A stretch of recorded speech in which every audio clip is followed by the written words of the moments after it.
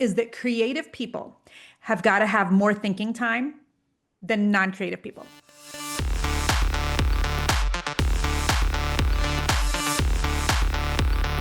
Well, hello there, friends. Welcome back to the podcast. This is She's Equipped with myself, Jennifer Allwood. And I'm excited to be here with you. Okay, so this is the launch week of the She's Equipped podcast. Next week, we will go back to just having a regular schedule of 2 episodes a week. Don't forget that the podcast, as you knew it, is gone. The new podcast, She's Equipped, will be every Tuesday and every Thursday. So we'll be starting next week on a regular Tuesday, Thursday schedule. So I want to start this episode with a little story time. Okay.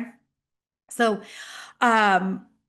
if you have followed me for any length of time on social media, if you know my story, I actually had no intention of ever becoming a business owner, but started a painting company in Kansas City in the year 2000. And then quickly after starting that painting company, I always joke, it was like 10 minutes later, we got pregnant with Noah Allwood. And I worked up until I was 8 months pregnant, on people's walls, doing their cabinets. I was the one physically at job sites painting. And I was good at it, loved it, but then had a little mishap on a ladder, was a little bit concerned about, how not negligent, but I needed to be more conscientious of my safety. When you're 8 months pregnant and you're literally the size of a Volkswagen and you're trying to go up and down an extension ladder on a 12-foot bathroom, it's just not wisdom, right? And so I called my sister-in-law and I'm like, hey, I am so pregnant, like so freaking pregnant. And then I got put on bed rest shortly after that. But I'm like, can you come finish like some painting work for me? Can you do these jobs that I have on the calendar? Because first pregnancy, in my head, I'm thinking, I can paint up to the day before I, go into labor, right? Well, no. And then I ended up getting induced a couple weeks early. Anyhow, my point is I had no intention of like hiring other people to come paint for me either. And yet, isn't that just like God, to kind of work things out and work things together for our good? Okay. So my sister-in-law comes to work for me. She ended up working for me, painting for me for gosh, how many years? All 17. I mean, no, she wasn't there right at the very end. Anyway, I don't remember, but it was a long, long time. Okay, the majority of the time. And when I closed down the painting company in the year 2017, I had 8 women at that time who were painting on job sites for me. So it was a really good gig. It was a lot of fun. So my story for you is this. I don't remember what job site I was at. I don't remember when it was. But I didn't go to the job sites often. I finally figured out the girls that were painting for me actually loved it when I didn't come. They liked me to go and get them started, maybe check in once or twice, and then just come back when it's over, and we load up everything, and I'd bring it home, and Jason and I would unpack the car, and those were, physically really busy days. Um, so I didn't go a whole lot. And I went through some seasons of where I felt guilty about that. And then I went through some seasons where I no longer felt guilty about that. Okay. Because I quickly became very cognizant of the fact that it was actually better, both for me and the girls who work for me, if I just like got out of their way and let them do their jobs. Okay. So the girls are on job sites, and a lot of times it was like 60% new construction, 40% of us going into and doing like remodeling work. So 60% new construction, which was my absolute favorite. That means you're around a lot of other subs. And, we're a heavily dominated female industry in the decorative painting world back then, in new construction, which is heavily dominated by men, right? And so the girls that worked for me, they would get to be, comfortable with the different subs on job sites. We worked for 4 or 5 really large builders in the Kansas City area. So sometimes we would see the same subs, the same electrician, the same plumbers over and over in new construction. So one day I go into one of these job sites and I don't remember even who it was. Those details are not important. The important thing was just what he said to me and how I responded. And so he was kind of ribbing me about never being there. Girls are the ones that are here. They're working all day, every day. And he's ribbing me that we never even see you, big boss girl, just that sort of thing. And so he says to me, he goes, so what is it that you actually even do? And I wasn't offended. Okay. I was not offended. We kind of went back and forth. And basically he was saying like, you're paying these girls to be here and paint, but like, what are you getting paid for? What are you doing? And I wasn't offended. And I remember I didn't even like plan out my answer. But my answer was, I get paid to think. I remember that as surely as I'm sitting here, because as it comes out of my face, do you ever have something you say and you're like, well, that's interesting. Didn't plan on saying that. But I said, I get paid to think. And later I remember just like as us introverts do, just, ruminating over that conversation over and over and thinking, did he think that was snotty? Did he think I was being sarcastic? I actually do get paid to think. Is it okay for me to get paid today? Like, why did that pop out of my face? Why didn't I say I do all the marketing? Why didn't I say I'm home raising my kids and I'm also the one meeting all the clients and the meeting all the bit? Like, why didn't I say that? Instead, I say I get paid to think. But the truth is that was an accurate statement. That was a really stinking accurate statement. And I've thought about that statement so many times since then because in the moment I may have like said it with a laugh, kind of made light of it or whatever, but there's so much truth to it.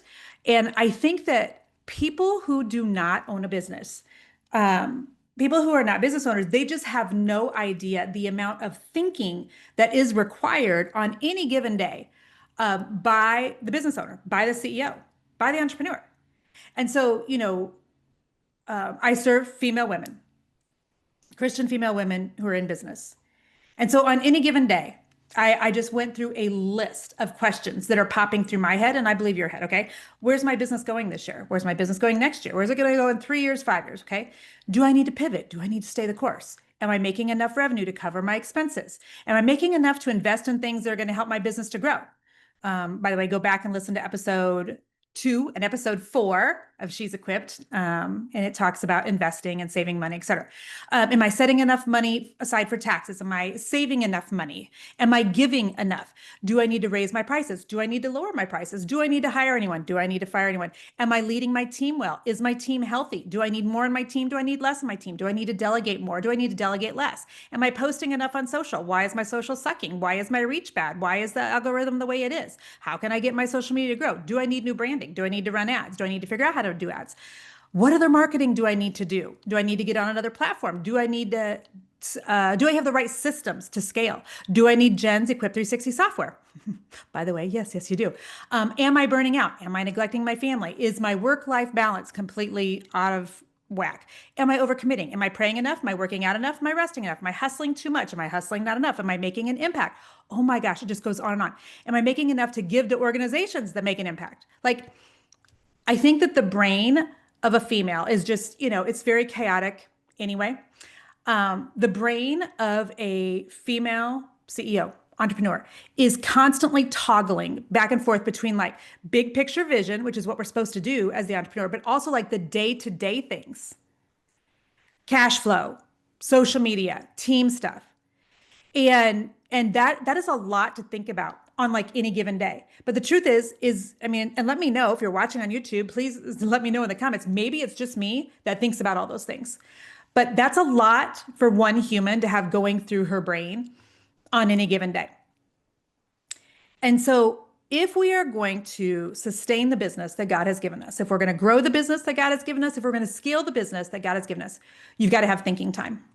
You've got to have time to actually just sit and think. And I think for some women, this is going to be like, what does this look like? I mean, literally, I sit some days in a chair and just stare into space. And it probably looks like I'm zoned out or whatever, but you have to have thinking time, ladies. I promise you, because you have all those things going through your brain on any given day concerning your business, but then you also have to like do the physical things to run your business. You've got to send the email. When should I send the email? Should I send it to the whole email list or just a portion of the list? Do I need a new opt-in? Do I need a new freebie? I mean, there's a million things on any given day that are popping through your brain, and you also have to do the physical work. So when I owned the painting company, then I also had to go pick up paint, do the bids, make the calls, all the things. In the coaching business, I have to record the podcast, record the trainings, do the live calls inside of my group, do the prayer times inside of my live group, respond to all of my DMs. Like, so it's all the thinking on top of all the work. And we wonder why women CEOs are being burned out at a rate so much faster than guys. And so I was looking up some statistics because I don't want to just like give you like my thoughts, even though I think my thoughts are good, but I do want to give you some stats also. So there was a study done in 2023, so 2 years ago, by a company called Score, and they did some evaluating of businesses, small businesses, and I was basically just asking like the internet, what percentage of businesses are run by women who say that they are creative. Okay. And definitely not every female entrepreneur would consider herself a creative. But roughly 40% of all small businesses are either in a creative space. So I want you to imagine like design, writing, DIY, painting, music, whatever. Or they're in the service-based industries that are creative by nature, like branding, design, customer service, et cetera. Okay. So 40% of all businesses are, are pretty high in terms of creativity. And again, not every female entrepreneur is going to call herself a creative. All right. There's a lot of entrepreneurs that are going to consider themselves like they excel more in strategy, leadership, operations, financial. But even those women are using creativity in how they structure their offers and how they lead their teams and how they market their services. I think the statistic of 40% of business owners being creative is way, way low. I think it's way higher than that. Because if you did not have a creative brain, because you might think, well, I help people with financial planning. Okay, that's fine. So yes, you're really using the other side of your brain, but you're using the creative side of your brain in terms of like figuring out how to set stuff up online, figuring out how to make offers in the online space, figuring out how to do social media in that space. Like you're really tapping into creativity. Otherwise, you would work for financial planners. Do you know what I'm saying? Like if you are an entrepreneur thinking about all those things, then I think way more than just 40% of you are creative by nature. And so the bottom line is a high proportion of female business owners really lean towards creativity, either because of the industry that they are in or the way that they solve problems. Okay. And so here's the bottom line, though, what I'm really trying to get at is that creative people have got to have more thinking time than non-creative people. It's just a fact. Creative people have to have time where they just sit around and do nothing that's related to their business, where they basically sit and do nothing.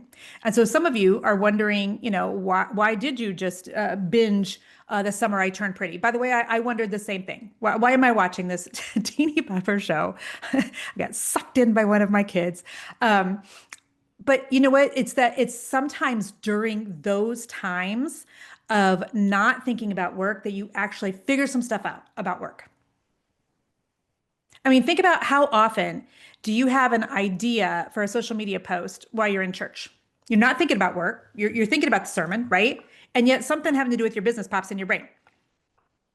I literally have a notes section of my phone for notes inside of church, like, while the pastor is preaching. And then I also have notes of like the ideas I get inside of church. Because I always am coming up with things. How many of you get ideas for your business or you think through something at your business, like when you're out to dinner with your family? I did not read the book Steal Like an Artist. The tagline is 10 Things Nobody Told You About Being a Creative. It's by Austin Kleon, I think is his name. But I saw this quote from him online that I've saved in my phone for years. Okay. Here's his quote. Creative people need time to just sit around and do nothing. I'm like, yes and amen. I get some of my best ideas when I'm bored, which is why I never take my shirt to the cleaners. He says, I love ironing my shirts. It's so boring. I most always get good ideas while I'm ironing. So if you're out of ideas, just wash your dishes, take a really long walk, stare at a spot on a wall for as long as you can. As the artist Mariah Coleman says, avoiding work is the way to focus my mind. Okay, so listen, here's the bottom line. As a business owner, you have to have thinking time. You have to have time where you're able to think about what you're thinking about. And if you're a creative brain, you even need more time to think. So the rule of thumb that I've read in the online space where only true things exist, right? Haha. But the rule of thumb is that 10 to 20% of your work time should be thinking time. Thinking about what you want to do next, thinking about all those questions I listed above.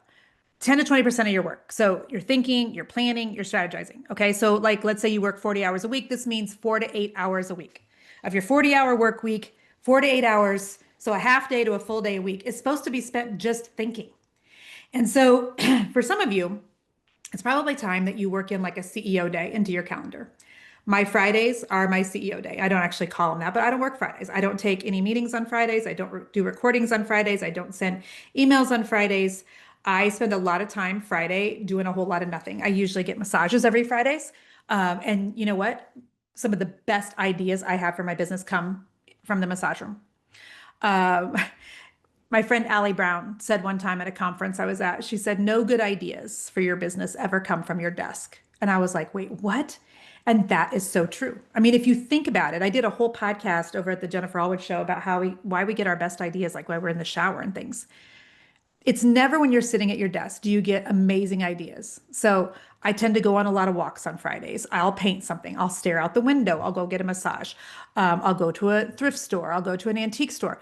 And here's the key. I feel guilty about it zero times ever. Never, never, ever do I ever feel guilty about having a day where I pull back from the actual working just so I can do the thinking. But that kind of brings up the question, like, why is it so hard for us not to have a calendar that's just jam-packed with things? Why is it so hard for us as women and as, the CEOs of our business to pencil in rest time? I mean, Jesus did it. God said we're supposed to have one rest day a week. And the truth is, like, anyone can overwork. Anyone can work 7 days a week, especially when you're a business owner. But are you disciplined enough to slow down and give your mind thinking time? Because it is an act of discipline in order to be able to, like, literally give yourself a chunk of time to do nothing other than think. So my encouragement to you today is twofold, okay? Number one, I want you to think about if you don't have any thinking time, I want you to be curious about why. Is it because you have no capacity, or is it because of guilt? Because if it's lack of capacity, you can pencil it in, okay? You can just literally start crossing off a morning a week, a couple hours a week, whatever it is. But if it's, do you feel guilty about it? I need for you to think of why. And I need you to get to the bottom of that. Why do you feel bad about thinking? Because the truth is, you're the only one that can do the thinking for your business. You really are. You're the only one that can really, like, sit and think about all those questions I gave above, and how are we doing, and where are we going, and how are we going to get there? You're really the only one that can do that. When are you supposed to have time to do that if you don't pencil it in? While you sleep? I mean, can God give you ideas? Of course. But you're going to have to literally start penciling in some thinking time. If you're a CEO, if you're the entrepreneur, the business owner, and especially if you're a creative. We're going to talk more about, like, planning tools for protecting your thinking time in my Money, Faith, and Momentum virtual event. It is in October. We're going to have a full day virtually together. I want you to come and learn from me that day. It's a full day. We're going to talk about how to work from a place of peace instead of a place of panic, especially when business in the online space in 2025 is just kind of weird, if I'm being really honest. So you can go to jenniferallwood.com/virtual event. Again, that's jenniferallwood.com/virtual event to reserve your spot. But we'll be talking more there just about CEO time and how important it is just to be able to pencil in some thinking time for yourself. So I hope that this was enjoyable, friends. I've got one more podcast this week, and then again, we'll go back to the Tuesday, Thursday schedule starting next week. Much love to you. See you soon. Bye-bye.